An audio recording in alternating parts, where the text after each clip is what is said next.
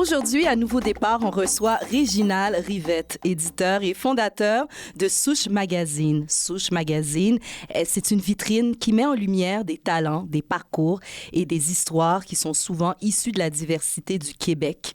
On va jaser de son parcours, de la mission du magazine, des voix qu'il choisit de mettre de l'avant et de comment on construit des ponts entre cultures. Salut Réginal Rivette, comment vas-tu? Allô, Katie, Antoine, Lady Special K, comment ça va? Ça va super bien. Écoute, ça va vraiment être une belle conversation parce qu'on se connaît et on a une belle complicité déjà dans la vie de tous les jours. Ouais. Et on est des amis et des collègues.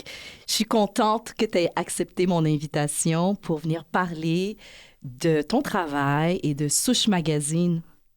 Oui, écoute, ça fait plaisir. Je peux en parler longtemps. Vu qu'on a juste 30 minutes, je m'assurer de répondre aux questions justes et brèves. Comme ça, on passe à travers les 30 minutes et tous les sujets qu'on veut aborder. Là, il reste 21 minutes. Mais écoute, je prends la minute du 20 pour dire merci. Merci de m'inviter. Je suis content d'être là. Je me sens vraiment bien. Ça fait 15 ans que je fais ça. Je suis rentré dans une zone où je me sens vraiment zen, puis je sais que c'est mon chemin, c'est le choix que j'ai fait. Oui, je sais, puis je sais que tu es prêt à en parler, puis tu as envie d'en parler. Tu as passé à travers plusieurs étapes avec cette entreprise, ce projet, Souche Magazine. Mais avant de creuser plus dans ton travail, j'aimerais que tu te présentes à nous. Qui es-tu au-delà d'être éditeur, fondateur de Souche Magazine? Ouais. Réginal, on va pas se le cacher, on se connaît, on est des amis. Ouais. Et tu es quelqu'un d'extrêmement talentueux et j'ai envie de te présenter à notre auditoire. OK, je vais te laisser la partie talentueux, mais je vais... Pour moi, je suis un gars passionné je me suis donné une mission d'élever, de relever ma communauté, notre culture, d'aller chercher les voix, les gens qui font des choses extraordinaires, mais qui sont dans l'ombre, pas dans leur milieu, ils sont des experts en ce qui ils sont, mais qui gagnent à être découverts, mais aussi que d'autres gagneraient à les découvrir. Des modèles d'inspiration de notre communauté, de la communauté afro de partout au Québec. Tu as vraiment à cœur la représentativité, que tous ces talents soient connus et reconnus. C'est ça. C'est quelque chose qui vient me chercher quand des visages, des personnalités que si j'avais accès, quand moi je grandissais à Montréal-Nord, mon parcours et beaucoup d'autres que je connais, je pense que je me suis pas mal bien sorti dans mon entêtement et dans ma rage de changer les choses. J'ai fait du chemin. Je savais pas par où je m'en allais, mais je suis très content du chemin que j'ai parcouru.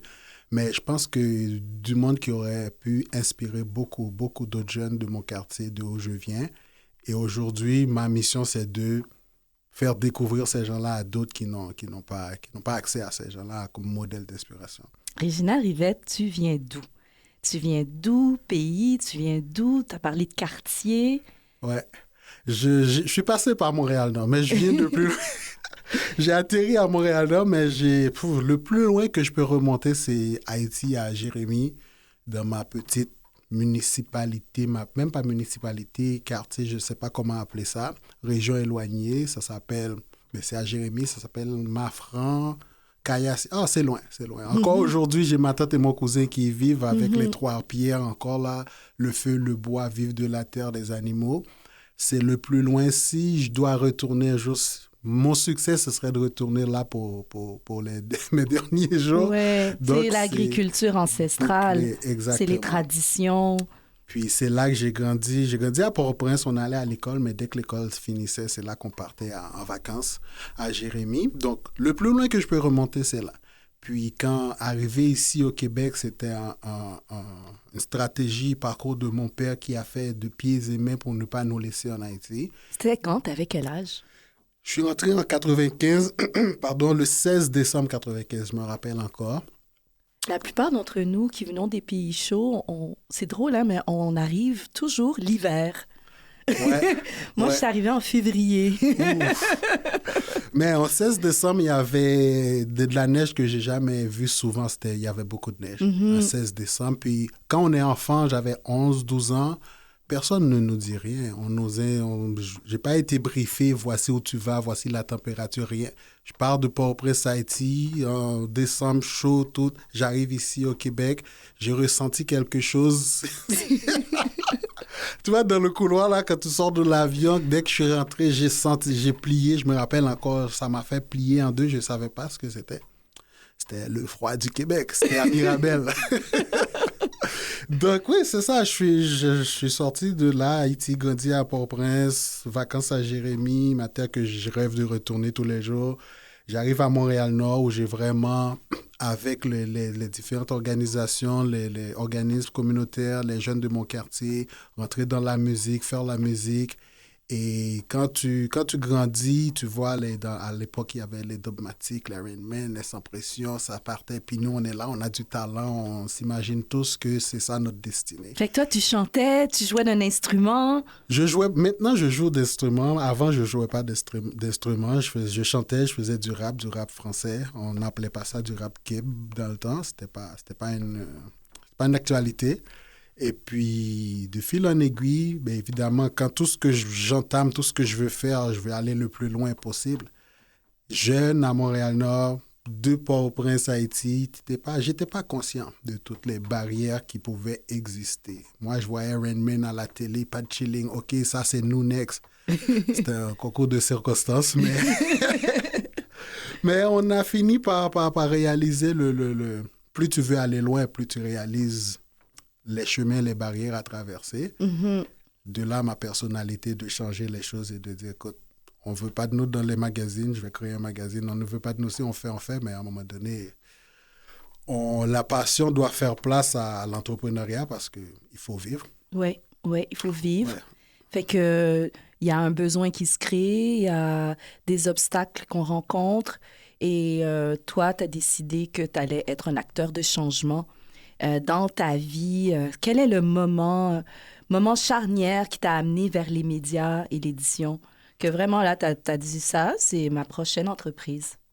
Je me rappelle, encore aujourd'hui, j'avais un colloque dans le temps, c'était en 2000.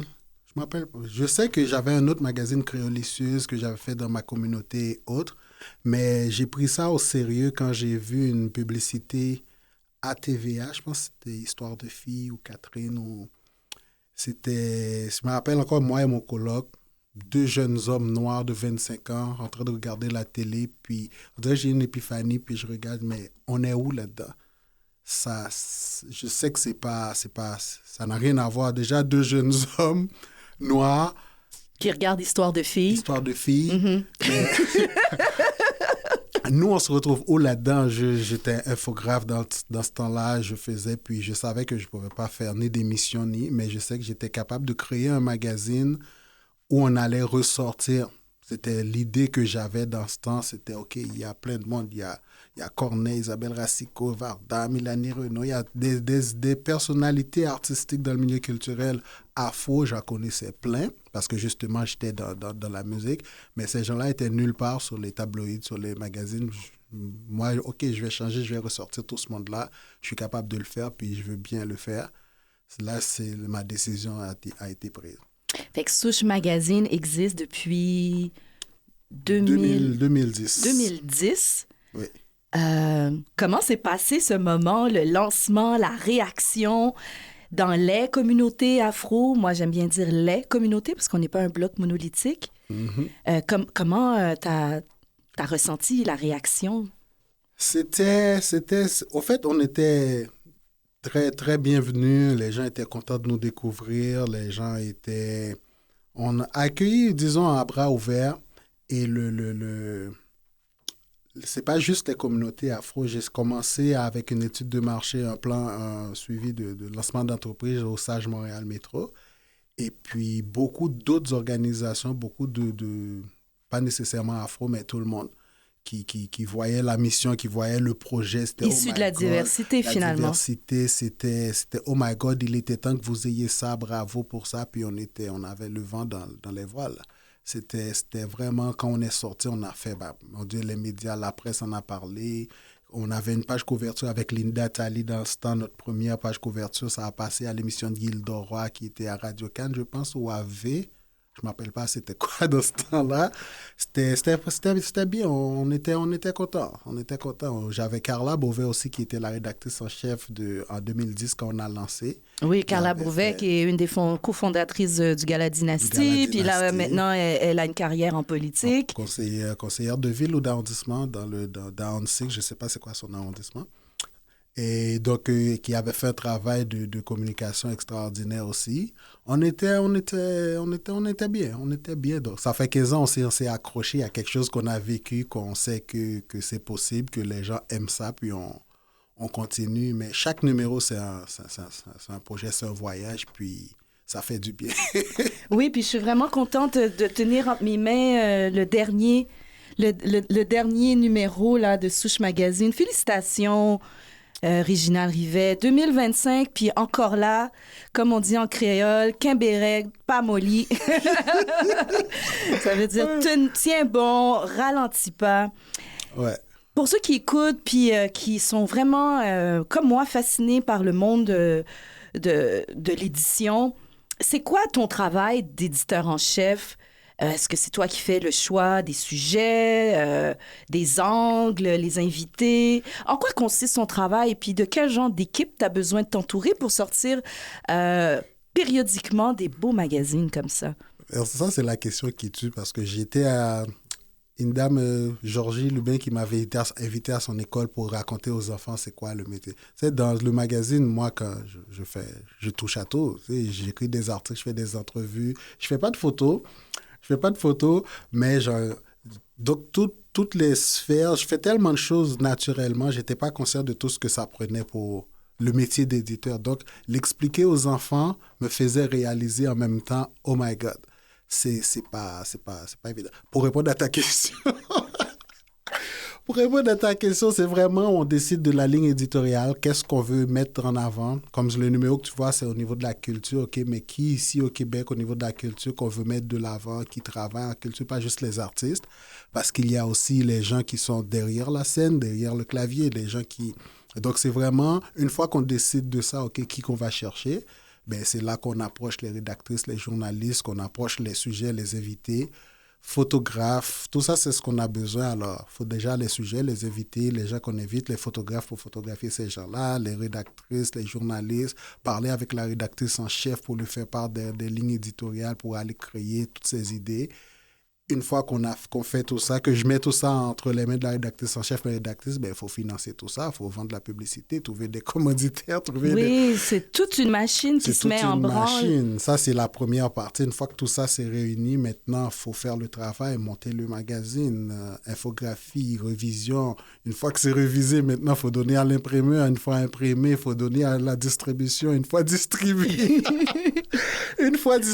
maintenant, il faut faire la promotion, il faut parler, il faut inviter. Il faut faire la livraison. Et en parallèle, il faut commencer à travailler sur le prochain numéro, peut-être? Oh non, ça, c'est déjà en branle. Dès qu'on a reçu le texte de celui-là, les rédactrices ont déjà le mandat pour le suivant parce que ça ne va pas attendre la sortie de celui-là pour s'asseoir pour le prochain parce que 3 mois, ça arrive extrêmement vite. Donc, maintenant, je t'ai fait ça parce que je l'ai pratiqué avec les enfants. C'est tout ça quand on est dans notre élément, on fait ça naturellement. On ne réalise pas toute l'ampleur, le travail, les étapes qu'il y a, mais c'est quand il faut expliquer à quelqu'un, puis nous-mêmes, on réalise au moment qu'on explique le travail qu'il faut faire. Mais ma femme n'aime pas quand je dis ça, mais pour moi, c'est pas du travail. Oui, c'est du travail, tu mets du temps. Non, je pense que les 2 endroits où je me sens le mieux, c'est quand je suis sur un photoshoot, je règle rien, là, comme disent les Haïtiens, même pas régler, là, je règle rien sur le shoot, mais mettre les gens ensemble, à voir le dernier show, j'avais Frédéric Pierre, Carla Beauvais, Pénan d'Estime, tous ces gens-là ensemble sur le set qui arrivent, qui échangent entre eux, en train de se faire maquiller, photographier. Moi, je suis comme un poisson dans l'eau. Ce sentiment de légèreté-là, c'est sur un photoshoot que je le vis. Puis, suis dans mon élément. Et pour t'avoir vu, c'est vraiment magnifique à voir. Tu es comme un chef d'orchestre qui est en train d'apprécier la symphonie qu'il a mis en place. Puis allez-y, travaillez. Qu'on met un peu de pression sur les maquilleuses parce que maquiller une dame, ça peut prendre 1 heure, mais quand on a besoin de ça en 40 minutes de temps en temps, une petite pression, tout en souriant, on regarde, puis pour que ça puisse s'accélérer. Réginald Rivette, je pourrais dire que tu es très modeste en disant que tu ne fais rien parce que tu es vraiment le coordonnateur de toute cette magie. Moi, en tant que personnalité de certaines communautés, j'ai eu la grande chance d'être interviewée puis d'avoir eu des articles. Ma photo apparue aussi sur la couverture de quelques-uns de tes numéros. Et je peux témoigner qu'un magazine comme le magazine Souche fait une grande différence, non seulement dans moi, la relation que j'ai avec moi-même, de voir que je mérite d'être présentée à la communauté, non seulement nos communautés afrodescendantes, mais la communauté culturelle québécoise, parce que ton magazine est distribué dans des grandes surfaces, les pharmaprix, à l'épicerie, partout. Partout au Québec. Donc, moi, je suis à la file d'épicerie avec mes enfants, puis ils sont comme « Hey, maman! » C'est un beau feeling. Oui. Non, c'est vraiment un beau feeling. Ça vient valider beaucoup de choses parce que tu sois issu de la diversité ou que tu sois comme un esprit plus libre, créatif. En tout cas, peu importe, on est tous devant, à un moment donné dans la vie, devant un syndrome de l'imposteur. Et des projets comme le tien, ça vient vraiment nous valider. En tout cas, moi, c'est venu me valider. Quand j'étais entrepreneur, je viens de fermer un projet, une boutique que j'avais sur la Plaza Saint-Hubert. J'ai fermé ça en juillet. Ouais. J'étais au service de mes clients pendant 11 ans, les 11 dernières années. Et Souche Magazine est venu à la boutique, a pris des photos, m'a interviewé et a présenté ça. Ça a eu vraiment un effet très positif pour mes affaires. Donc, il y a vraiment plusieurs niveaux on réalise pas, hein? Mais c'est en t'écoutant parler, on est comme « Wow, mais je comprends que tu es passé de mensuel à saisonnier. » Ah oui, ben oui. Comment tu as pris cette décision? Parce que Souche Magazine est un magazine mensuel pendant plusieurs années. Et à un moment donné, je pense que c'est pendant la... Bon, je vais te laisser raconter l'histoire. Au fait, au fur et à mesure qu'avec la distribution, on était distribué dans tous les kiosques à revue partout, puis les ventes se faisaient. Ça, c'est le standard pour tout le monde. Personne ne dépasse les 30%. Et les bannières qui se fermaient, au niveau de Couche-Tard a arrêté de prendre des magazines. La distribution, ça se faisait de plus en plus restreinte et les distributeurs demandaient beaucoup plus. On veut un montant fixe. Avant, on partageait les gains. Maintenant, c'est non, vous payez au début de l'année, on prend 65, on vous donne 35. Puis, c'était une question financière de dire, OK, maintenant, on n'a pas les moyens assez solides pour dire on va faire tous les 2 mois, tous les mois, mais saisonnièrement parlant, on peut vraiment trouver une façon de changer un peu aussi la structure de l'entreprise. Avant, un magazine, c'est publicité, les invités, le contenu, c'était monsieur, madame, tout le monde, dès que tu es extraordinaire, excellence dans ce que tu fais, on te met en avant. Aujourd'hui, on vend pas mal 50-50 au niveau de contenu commandité. Les magazines, c'est pas mal plus de contenu. La publicité se faisant de plus en plus rare. Donc, c'était vraiment strictement financier c'est de plus en plus difficile. Facebook, Instagram, depuis que j'étais infographe, à l'arrivée de Facebook... Fait qu'avec le temps, c'était des décisions à prendre pour pouvoir garder le magazine périn. Oui, au fait, ça c'est venu tout seul. On a juste réalisé à un moment donné qu'on avait plus de contenu payant que de la publicité, puis on a continué sur cette voie. Et du coup, ça a permis aussi un changement de format. Ça a permis un changement de format et je vois que le magazine est un bon, comme on dit, coffee table book. Exact. Les beaux livres qu'on peut laisser traîner dans une salle d'attente ou pour épater les invités sur la table de salon. On n'a pas beaucoup d'opportunités de créer un impact. On peut pas perdre quelqu'un qui pose les voix et les yeux sur le magazine. Dès que tu le vois, si ça t'interpelle, automatiquement, faut adhérer. Il y a cet effet wow. C'est l'effet recherché. Et il n'y a pas juste des belles images, mais il y a aussi un contenu très, très intéressant, instructif, divertissant. Et là, bon, tu sais, à chaque épisode, je donne le défi à mes invités de me lire un extrait de leur livre. Je me dis, mais comment on va faire ça avec le magazine? Mais Original est arrivé prêt. Oui, on m'a dit que tu vas te demander de lire un extrait, comme bon, okay, je vais choisir ce que je vais lui lire. Au fait, c'est l'éditorial de la prochaine édition. Ah ben, on y va. La prochaine édition qu'on va Hiver 2026. Hiver 2026, on va parler de victoire, célébrer les victoires. Et puis, bon, je me lance, tu comprendras, tu as une copie. Alors, l'hiver invite naturellement au ralentissement, à l'introspection. C'est une saison où l'on regarde derrière soi, où l'on fait le bilan. Pour ce numéro, un mot s'est imposé à nous avec évidence, victoire. Surtout avec les dernières années, les élections qui sont passées. On associe souvent la victoire à un trophée, à un objectif atteint, à une ligne franchie. Pourtant, au fil de nos rencontres et des histoires que vous découvrirez dans ces pages, une autre vérité s'est révélée. Il existe des victoires silencieuses, des victoires qui ne font pas de bruit, qui ne s'affichent pas sur les réseaux sociaux, mais qui transforment profondément celles et ceux qui les vivent. Il y a la victoire de continuer quand tout pousse à abandonner. Ça, c'est mon histoire.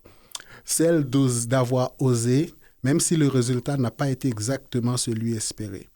Il y a aussi l'objectif raté, ces objectifs ratés qui, avec le recul, nous obligent à ajuster notre perspective, à revoir notre trajectoire et parfois à découvrir un chemin plus juste que celui que l'on s'était fixé. Cette réflexion m'a personnellement frappé cette année. Je ne voulais pas célébrer les 15 ans, nos 15 ans du magazine, parce qu'un objectif n'avait pas été atteint. Puis quelqu'un m'a dit, regarde en arrière, regarde le chemin parcouru. Et j'ai compris. Célébrer ne signifie pas nier ce qui manque, mais reconnaître tout ce qui a été construit, appris, traversé. Le temps, l'endurance, les rencontres, les histoires racontées. Tout cela est déjà une victoire. Dans ce numéro d'hiver 2026, nous vous invitons à prendre ce même recul, à lire ces parcours, à découvrir nos invités, à vous laisser toucher par leur réussite, visible ou invisible, et surtout à identifier vos propres victoires, celles que vous aurez peut-être mises de côté parce qu'elles ne correspondaient pas à l'image que vous vous faisiez du succès. Prenez le temps de les célébrer, elles le méritent. Bon 15e, Souche Magazine. Merci. Merci, Katie. Réginal, le balado Nouveau Départ, je l'ai créé vraiment parce que j'ai à cœur de créer des ponts, tisser des liens, parler de nos histoires pour qu'on puisse juste mieux se comprendre un peu humainement. Et c'est un peu la même mission qu'a Souche Magazine. Mais toi, selon toi, c'est quoi la meilleure façon de créer des ponts et de tisser des liens ici au Québec entre nos différentes communautés?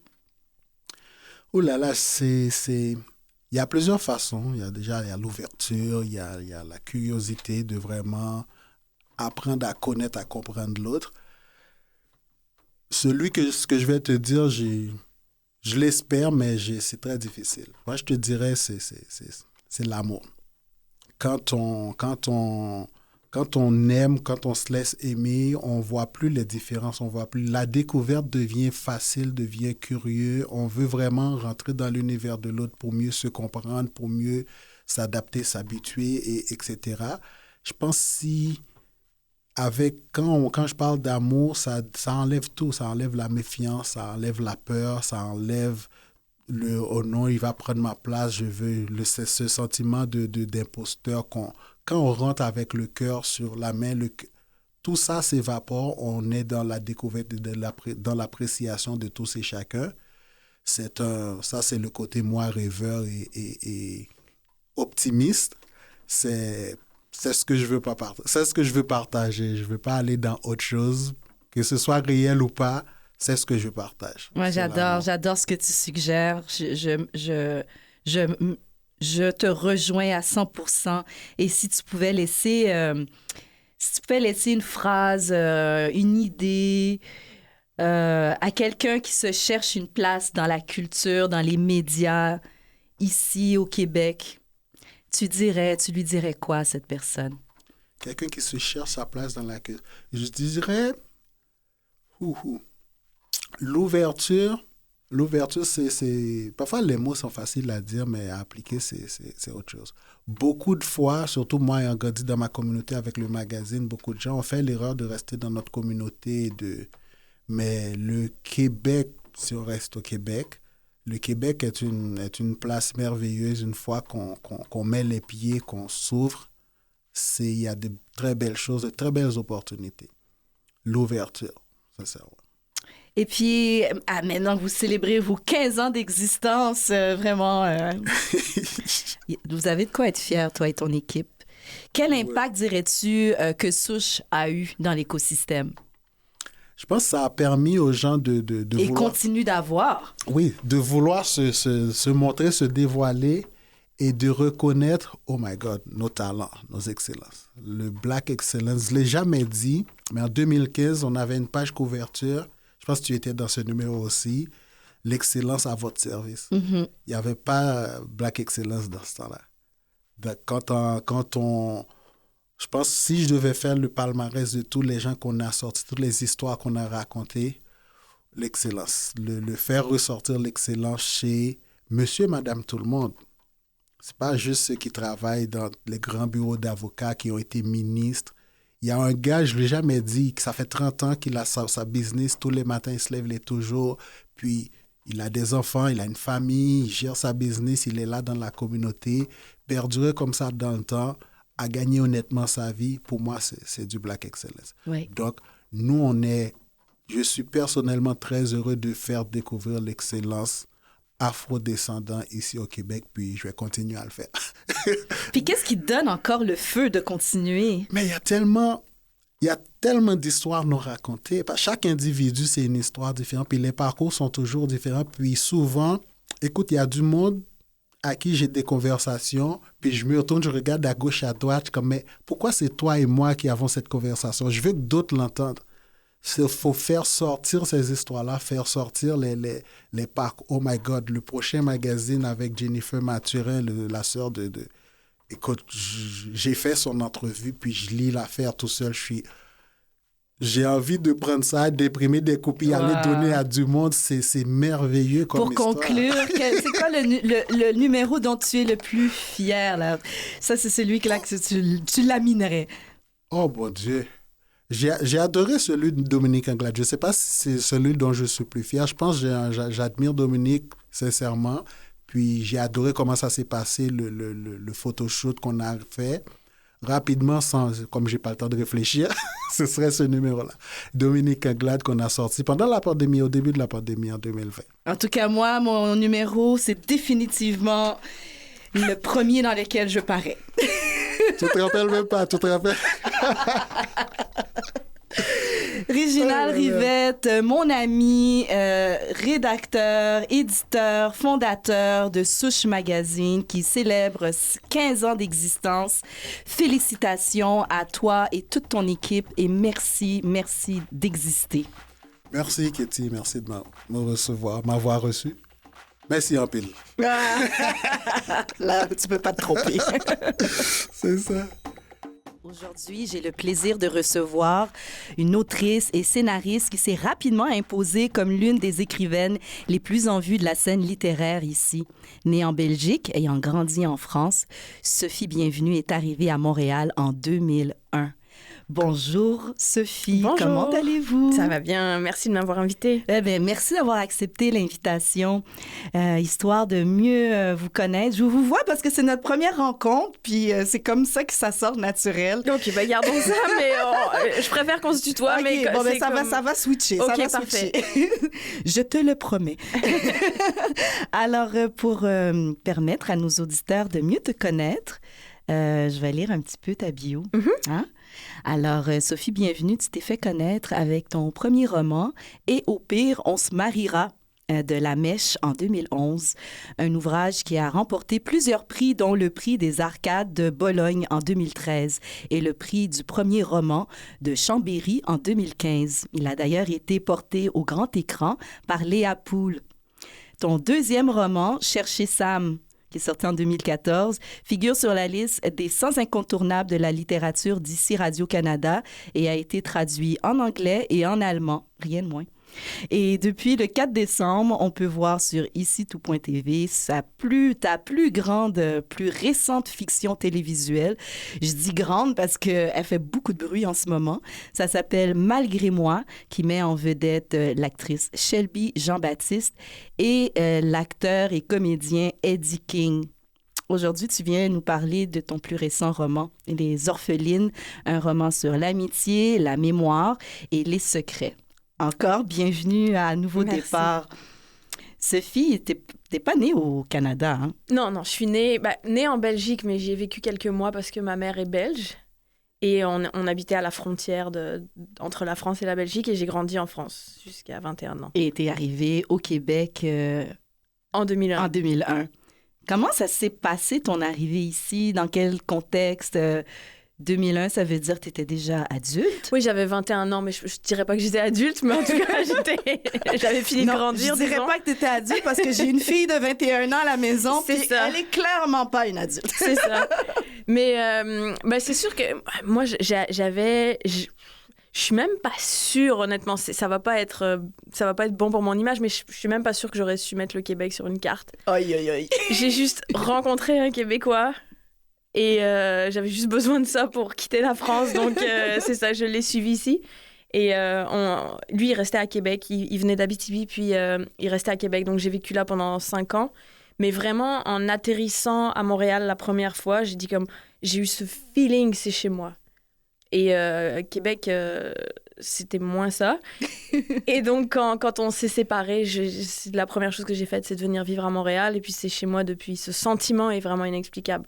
Sans créer de rivalité, mais vraiment juste pour mieux te comprendre, pourquoi Montréal semblait te faire plus vibrer que Québec?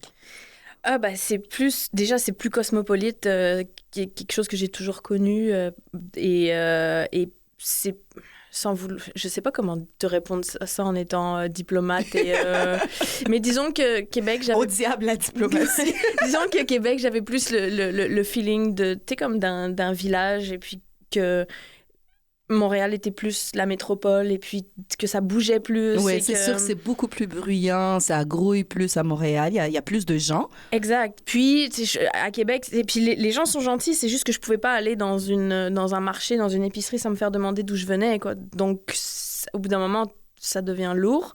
Ici, comme l'anonymat d'une grande ville, et je recherchais ça à l'époque aussi, peut-être. Fait que jeune vingtaine, tu t'installes à Montréal. Dans quel état d'esprit t'es? Quel genre d'émotions te traverse?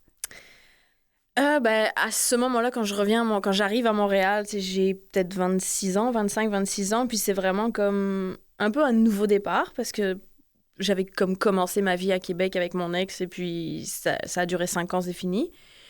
Et c'était vraiment comme le monde des possibles qui s'ouvre à moi. Et j'avais déjà eu un peu ça quand je suis arrivée au Québec.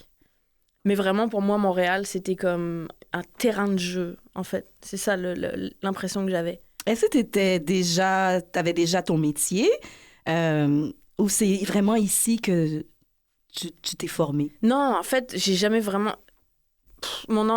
C'est aussi un petit peu pour ça que j'ai quitté la France. Mes questions.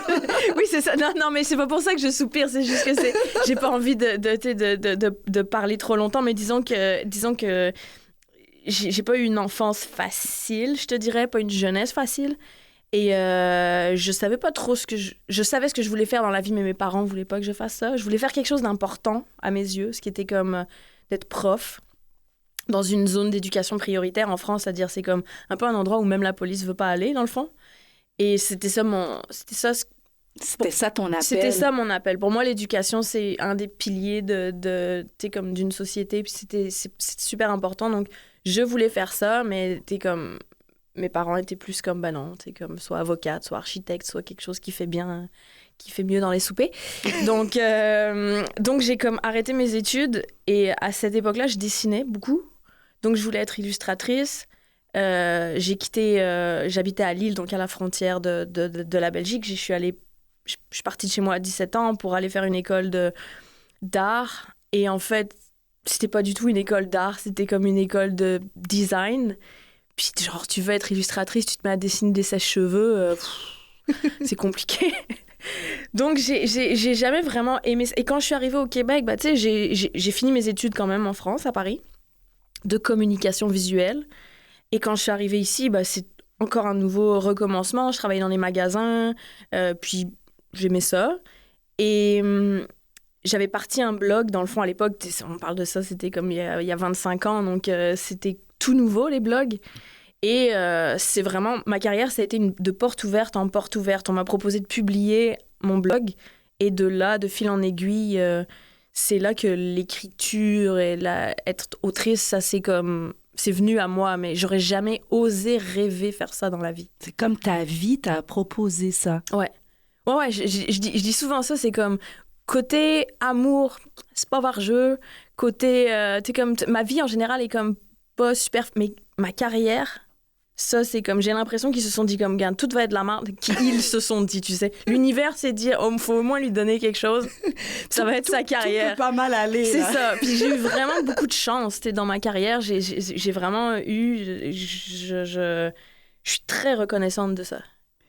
Ben là, maintenant que ça fait 20 ans que tu es au Québec, comment toi, tu te sens plus québécoise, plus franco-québécoise, plus... Comment toi, tu te définis dans ton identité? Ben, c'est ça. J'ai grandi... Ben, je suis restée 21 ans en France. Et puis, bon, la vie d'enfance, c'est sûr que c'est formateur, mais ma vie d'adulte, je l'ai plus vécue au Québec qu'en France, parce que ça fait 25 ans presque que je suis au Québec. Donc, ça fait 4 ans de plus que j'ai vécu au Québec.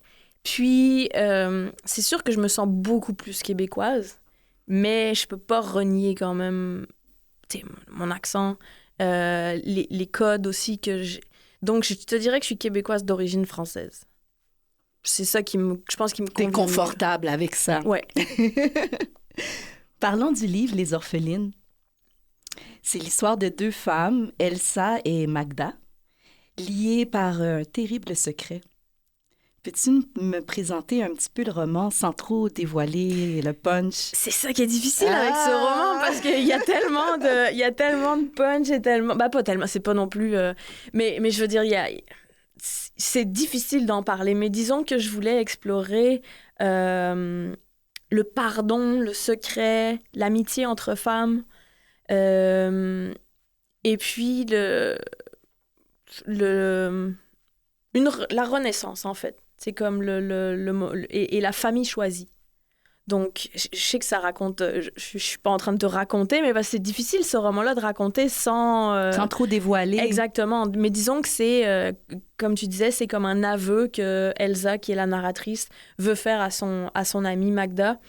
Puis c'est une amitié qui a été quasi instantanée, puis improbable, parce que Elsa a 45 ans, Magda en a 85. Donc, il y a des vies qui les séparent. Magda est d'origine polonaise. Et puis, donc, c'est ça dont je voulais parler aussi. C'est aussi les amitiés improbables. Mais c'est intéressant que tu aies appelé ça « Les Orphelines ». Le titre... Pourquoi tu as choisi ce titre-là? C'était pas le titre original. Le titre original, c'était « J'ai marché sur le lac ». Et de quoi elles sont orphelines? Oui, c'est ça. C'est que Magda est vraiment orpheline parce qu'elle est née donc en 1940 en Pologne, à Varsovie, en étant juive, et ses parents ont été tués dans des camps de concentration. Et donc, elle est vraiment orpheline, même si elle a été adoptée par la suite par quelqu'un, par une dame. Mais Elsa n'est pas orpheline, même si elle a perdu sa mère quelques années auparavant, mais elle n'a pas été aimée comme il faut. Elle n'a pas eu de mère, vraiment. Elle n'a pas eu de père non plus, tout en ayant des présences, la présence de son père et de sa mère. Et donc, elles se rejoignent là-dedans par ce manque, par ce besoin de retrouver une famille et de retrouver une appartenance. Peut-être aussi ce sentiment de s'être élevée elle-même? Oui, exactement. Tout à fait, tout à fait. Ah, c'est vraiment intéressant. Le personnage d'Elsa, mais aussi celui de Magda, elles n'ont pas le même âge. Fait que c'est le fun de voir comment, à travers cette histoire, on peut explorer les relations intergénérationnelles. Est-ce que toi, tu as des amitiés qui ressemblent à celles d'Elsa et Magda? Ben, en fait, ce roman-là, pour moi, c'est un grand hommage à mes deux amies, mes deux grandes amies, donc, qui sont inspirées, vraiment très inspirées du personnage de Magda. Et, ben, en fait, les personnages de Magda et de Kiki sont très inspirés de mes amies. Mon amie Marie-Josée, qui m'a inspirée Kiki, est décédée il y a 2 ans. Ah, je suis désolée. Et ça a été difficile parce que c'était comme ma mère d'adoption. Puis ce roman-là, c'était comme si, mettons, ça avait été ma mère pour vrai. J'ai imaginé ça, en fait. Mm-hmm. J'ai imaginé j'ai réécrit notre histoire. Et qui n'est pas forcément gay, mais en même temps, elle était une personne plus grande que nature, comme on dit. Donc, ça aurait probablement ressemblé à ça. Et mon autre amie, Danuta, qui vient de Pologne et qui est aussi qui inspire le personnage de Magda, c'est 2 femmes qui ont une vie peu commune, qui ont eu des aventures ou des personnalités hors du commun. Puis ça se pouvait pas qu'elles figurent pas dans la littérature quelque part, donc j'ai réparé ça. J'adore ça. T'as réparé ça. Elles doivent exister. En fait, tu les as rendues immortelles. Ben, c'est un petit peu ça, ouais. Ça m'a aidé beaucoup à faire mon deuil de mon ami. Et c'est ça. Et aussi par rapport à mon ami qui est né en Pologne, c'est comme on a fort peu accès, on n'a plus beaucoup accès à ces gens qui ont vécu ça. Et on va les perdre bientôt, ces gens. Et donc, j'ai l'impression que ces histoires doivent être racontées, surtout aujourd'hui, quand on voit que l'histoire se répète de partout, de plus en plus. Oui. C'est des histoires qui doivent être racontées. En fait, pas l'histoire avec un grand H, mais des histoires individuelles, en fait. Les histoires. Exact, c'est ça, ouais. J'ai lu ça quelque part il n'y a pas longtemps et puis ça, je l'ai gravé dans mon cœur. On tourne en rond, mais on est encore là. C'est vrai, c'est tout à fait vrai. L'humanité, hein, finalement, on fait juste répéter les mêmes conneries à chaque génération parce qu'on finit par oublier ou on veut oublier et puis c'est ça. On recommence. Et je pense vraiment que c'est justement par les petites histoires qu'on a plus accès et qu'on devient plus humain, en fait. C'est comme si mettons... je te dis, il y a eu 10 000 morts en Palestine ou comme 6 000 morts en Palestine, t'es comme, c'est triste. C'est plus grand que nature, ça veut presque rien dire. C'est ça, mais si je te parle d'une personne et je te décris cette personne-là et que je te donne sa vie et que tu t'as en face de toi, qui pourrait être ton fils, ton peu importe, là, tu vas plus ressentir quelque chose. Tu pourrais même faire des excès pour aider cette personne. Exact. Donc, j'ai l'impression que c'est ça aussi le rôle de l'artiste. En tout cas, moi, c'est comme ça que je le vois. Mm-hmm. De ramener des histoires individuelles pour essayer de donner un petit peu plus d'empathie au monde. T'as confié que peut-être ce livre aurait pu ne pas paraître. Pourquoi? Oui, parce que j'étais en plein deuil, j'étais en pleine dépression, c'était compliqué. Puis je m'étais dit, et c'est aussi le premier livre que mon amie ne lira pas. Et on en avait parlé avant qu'elle meure et elle avait super hâte de le lire. Et donc, je me suis dit, quand j'étais prête à m'y mettre, je me suis dit, je vais l'écrire en 7 jours. Puis finalement, j'ai vraiment réalisé que finir ce livre, c'était comme finir mon deuil. Il n'est pas fini, mais je veux dire, c'était comme finir une grosse partie du deuil et dire... Le début du chapitre de la fin du deuil. Exactement, voilà, c'est ça. C'est une meilleure formulation que la mienne. Et j'étais pas prête émotionnellement à ça, donc j'ai dû prendre quelques jours pour y réfléchir, pour ressentir les émotions et puis pour clore ce chapitre-là, dans le fond. Et tu l'as vraiment écrit en 7 jours? Là, donc non, vu que j'ai dû faire une pause, mais c'est en 10 jours. Wow! Mais c'est un petit roman, Moi, j'ai tellement d'admiration pour les auteurs, c'est malade. Et j'aimerais qu'on parle un petit peu de Malgré moi. Mm-hmm. Est-ce que Malgré moi porte aussi cette part autobiographique? Oui, en fait, la série, initialement, je l'ai créée avec Edith Kabouya, qui est une autrice et scénariste aussi, qui est mon amie. Et donc, on a mis un petit peu de nos personnalités, de nos histoires, et puis dans les personnages, etc. Et Et il y a quelque chose aussi dans ce déracinement de Daphné, parce que donc Daphné est montréalaise, elle rencontre un gars de Winnipeg et elle déménage à Winnipeg. On n'est pas loin de Sophie qui habite à Paris et qui rencontre un Québécois. Donc, donc c'est sûr que moi, mon histoire a mieux... en fait, je ne sais pas si elle a mieux terminé, mais disons qu'elle était moins dramatique. Pas dramatique, mais il y avait moins de rebondissements, disons. Mais oui, il y a toujours une petite part de qui on est, je pense. En tout cas... Moi, dans ce que j'écris, j'ai besoin de me rattacher à quelque chose, disons. Ouais. Ben, moi, j'ai envie qu'on se fasse plaisir. Et j'ai envie qu'on se fasse plaisir, même si ça te fait pas plaisir. Je fais des blagues. Mais j'aimerais qu'on fasse la lecture d'un extrait de ton dernier livre. J'aimerais beaucoup que tu nous sélectionnes un extrait de Les Orphelines. Oui, OK. Ben, juste pour vous mettre en contexte, donc c'est Elsa qui parle à Magda. Et donc Kiki, c'est la mère d'Elsa. Bon, on va se régaler. Ce que je vais te raconter, ce ne sont pas mes souvenirs, du moins pas uniquement. Il y a des choses qu'on m'a dites, d'autres que j'ai déduites, peut-être certaines que j'ai inventées, va savoir. Puis il y a ton histoire qui croise la mienne. Vous êtes arrivés à Montréal à la même époque, toi de Pologne, Kiki de Valleyfield. J'imagine si vous vous étiez croisés. Tu te serais retourné sur cette jeune femme à l'air enfantin qui riait fort en faisant de grands gestes et t'aurais ressenti sa douleur à travers ses éclats de rire. J'aimerais penser que la vie est aussi bien faite, que ces enchaînements sont agencés comme dans un bon scénario et que si on projetait les films de nos existences, je m'apercevrais qu'on était prédestinés, qu'il était évident dès les génériques que notre rencontre serait fatale. Ouais, si tout ça avait un sens, ça se saurait. Kiki avait 18 ans et en paraissait 13. Elle s'est trouvée un appart d'une pièce et demie au coin de Cherrier et Saint-Denis et elle travaillait dans un café, un peu plus bas, où elle a rencontré le sperme. Il était plus jeune qu'elle d'1 an, français, récemment immigré avec sa sœur et sa mère, qui espéraient que le Québec offrirait un meilleur avenir à ses enfants que Sarcelles. Pour s'assurer de ce bel avenir qui s'ouvrait devant lui, le sperme braquait des dépanneurs en compagnie de 2 potes, Tonton et l'Irlandais. Kiki m'a toujours répété qu'il était beau et c'était pas juste parce qu'elle l'aimait. J'ai vu des photos.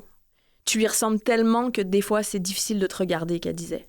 Je suis capable de reconnaître qu'on a les mêmes cheveux, le même regard peut-être, la même façon de froncer les sourcils, mais ça vient pas sans que ma gorge soit prise dans un étau, alors je laisse les fantômes du passé là où ils sont. Il entre dans le café donc, elle tombe sous le charme, lui aussi. Il commande un café, il va s'asseoir près de la fenêtre, il se parle, elle repart servir d'autres clients, il l'observe. Elle a l'air de flotter plutôt que de marcher. La lumière éclate dans chacun de ses gestes. Elle se retourne vers lui et soutient son regard. Elle rougit pas. Les filles en France baissaient les yeux, riaient bêtement, rougissaient. Et malgré cela, il devait les chasser. Il a pris un 2e café, puis un 3e. Il était en retard, mais ça n'avait plus d'importance. Rien n'avait plus d'importance que de suivre des yeux Kiki évoluant entre les tables du café. Ça, tu vois, c'est ce que je m'invente. Dans les faits, il a commandé un café, il est allé s'asseoir, il en a commandé un 2e. Le 3e, elle le lui a offert et elle l'a invité chez elle à la fin de son chiffre parce qu'elle s'en sacrait bien de passer pour une fille facile. Ils ont baisé, il n'est plus jamais reparti. Enfin, disons qu'il a emménagé. La façon que t'écris, on voit les images, je vois les personnages danser dans ma tête. C'est comme un scénario, finalement. Est-ce que tu abordes l'écriture comme un scénario ou c'est le scénario qui ressemble à de la littérature? Ben, c'est 100% ça, en fait. C'est comme moi, quand j'écris, c'est pour ça que j'écris aussi vite, je pense, c'est que je vois un film dans ma tête et je fais juste écrire ce que je vois. J'ai vraiment l'impression que je décris un film que je me passe. Donc, c'est exactement ça. Et là, en ce moment, sur quoi tu travailles, Sophie? Bienvenue. Je travaille sur la saison... Je travaille sur la saison 2 de Malgré moi, qui est en fait une anthologie, donc ce ne sera pas les mêmes personnages, mais le même concept. Bravo. Et j'ai vraiment beaucoup de fun avec cette série.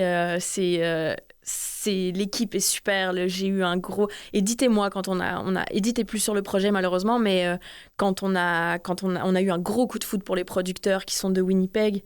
Ma script éditrice est géniale. Et ça, c'est vraiment très précieux quand on est... Parce que quand je suis autrice, c'est sûr que éventuellement, mon éditrice arrive dans le portrait, puis on travaille ensemble. Mais sinon, c'est comme très solitaire comme travail. Et moi, j'aime beaucoup travailler avec des gens. Donc, ce projet-là m'allume vraiment beaucoup. Puis, de voir quelque chose que tu as écrit à l'écran, il y a quelque chose quand même d'assez précieux là-dedans. J'imagine. Écoute, je parlais avec Shelby Jean-Baptiste qui me partageait son enchantement de travailler d'une façon pan-canadienne, que ça faisait partie d'un de ses objectifs personnels. Puis, du coup, ça ouvre tout un univers de s'intéresser au Canada dans son entier. Exact. Puis de sortir des préjugés aussi, parce que, tu sais, il y a beaucoup de séries qui sont faites là-bas qui sont comme la Nouvelle-France, ou tu sais, des vieux trucs. Puis toute la vie de Winnipeg telle qu'elle est aujourd'hui, on a tendance à l'occulter aussi. Puis nous, c'est ça qu'on voulait faire, c'est vraiment de représenter Winnipeg telle qu'elle est aujourd'hui. Il y a beaucoup d'immigration francophone, mais issue beaucoup d'Afrique francophone. Et ça, il faut le représenter. Quand tu vas là-bas, c'est facile. Leur langue aussi, c'est comme qui est teintée d'anglais. C'est comme... Moi, j'adore la musique de la langue là-bas. J'ai essayé de la reproduire, mais avec Radio-Canada, il y avait j'ai eu des petits enjeux par rapport au métissage de langue, mais reste que j'ai essayé de faire le maximum. Et pour moi, c'est vraiment comme un cadeau quand quelqu'un de Winnipeg me dit comme, bah oui, c'est ça, c'est chez nous, c'est ça pour vrai. Oui, et puis ça ouvre vraiment à toute une autre façon d'aborder la migration quand on s'intéresse à des territoires aussi larges que le Canada. Parce que quand tu es au Québec et que tu te déplaces au Nouveau-Brunswick ou en Nouvelle-Écosse ou bien à Vancouver, en Colombie-Britannique, ben, tu as traversé le pays comme si vraiment tu allais ailleurs et carrément tu vas ailleurs. C'est un nouvel écosystème, c'est une autre langue, c'est un autre territoire, mais tu restes quand même avec tes privilèges canadiens. Exact, oui, c'est ça. Puis c'est ça qui est intéressant aussi, tu sais, quand en tant qu'autrice, mais aussi en tant qu'être humain, on a toujours tendance à partir du principe que notre réalité, c'est la réalité. Et que notre façon de vivre, c'est la façon de vivre. Et donc, pour écrire quelque chose qui est différent, donc c'est un travail, en fait. Et donc, c'est super intéressant, tu sais, comme d'explorer ces nouveaux territoires-là par l'art, par l'écriture, c'est super précieux. Toi, Sophie, bienvenue. Quels a été des enjeux, des obstacles, des billets par rapport à toi, ton expérience d'immigration? En fait, ce que je veux savoir, c'est, avec du recul, qu'est-ce que tu aurais fait différemment? Ok, c'est une bonne question. Je pense... J'ai toujours tendance à me méfier de cette question parce que, tu sais, même si tu fais des erreurs, elles t'amènent là où t'es. Puis, en ce sens, je ne changerai rien parce que je suis quand même contente de là où je suis. Mais là où elle est intéressante, cette question, c'est pour tes vis-à-vis, des gens qui nous écoutent, qui sont à la même étape que tu étais quand tu avais 21 ans. Le truc, c'est que j'ai l'impression que c'est beaucoup plus difficile aujourd'hui qu'à l'époque. Pour moi, ne serait-ce que pour avoir les papiers, ça a été relativement facile. Ça a pris 1 an. Mais je pense que devoir le refaire, je suis arrivée très française. Je suis arrivée très justement... c'est mon étalon et la bonne... Et j'ai manqué de curiosité au début, je pense, en pensant que ma façon de vivre était la façon de vivre. Je me suis fait beaucoup d'amis québécois qui m'ont remis à ma place à la façon québécoise, donc gentiment, alors que je méritais d'être remise à ma place sérieusement. Et je pense que au fur et à mesure, quand j'ai quitté Québec, ces amis québécois-là, j'avais pas d'amis du tout issus de l'immigration quand j'étais à Québec. Et quand je suis arrivée ici, aujourd'hui, quasiment tous mes amis sont issus de l'immigration. Et j'ai l'impression que peut-être c'est une solution de facilité de se remettre dans des chaussons qui sont pas forcément français, mais on se retrouve quand même entre immigrés, dans le fond. Et c'est peut-être quelque chose que je tends à essayer de ravoir plus de personnes québécoises dans mon entourage proche. Et oui, c'est ça. Je pense que donc c'est ça. Le conseil que je donnerais à un immigré aujourd'hui, à une personne qui arrive aujourd'hui, c'est de d'être curieux et de pas se ghettoiser tout en gardant ses racines, ce que j'ai pas fait non plus. Ses bases, oui. Ses bases, ouais, c'est ça. Donc c'est ça, je pense. Ah, merci. Moi, ce que j'aime avec ton travail, c'est tout cet aspect de représentation. J'ai pas besoin d'être belge pour te comprendre. J'ai pas besoin d'avoir la même nationalité que tous les personnages de Magda ou encore d'Elsa pour les comprendre, pour avoir ce vis-à-vis avec cette sororité, cet écho en moi, de voir malgré moi à la télé et non un petit projet là mal ficelé. C'est rayonnant, c'est beau, c'est canadien, c'est actuel. Et je te remercie pour ça, Sophie. Ça fait franchement du bien. Ouais. Ben, tu sais, c'est un truc, la représentation à l'écran, c'est étonnamment, tu sais, je veux dire, je suis blanche, fait que ça, je devrais m'en foutre, mais c'est vraiment un sujet qui est important pour moi. C'est pas juste une question de couleur de peau, c'est ce que j'essaie de faire comprendre souvent dans mes conversations. La diversité, c'est la diversité d'opinions, de langage, d'accent, de style de vie. Oui, c'est sûr. Mais c'est un petit peu là où je m'en allais. C'est vraiment quelque chose pour moi qui est important. C'est vrai que je te parlais de couleur parce que c'était quand même un enjeu. Mais oui, c'est ça. Pour moi, c'est important. Ben, c'est important. C'est le mot à retenir. Point final. Hey, merci, Sophie. Bienvenue. Et je rappelle à nos auditeurs que, en fait... Je rappelle à mes auditeurs qu'il faut continuer à écouter l'émission. Merci du fond du cœur. Merci à toi.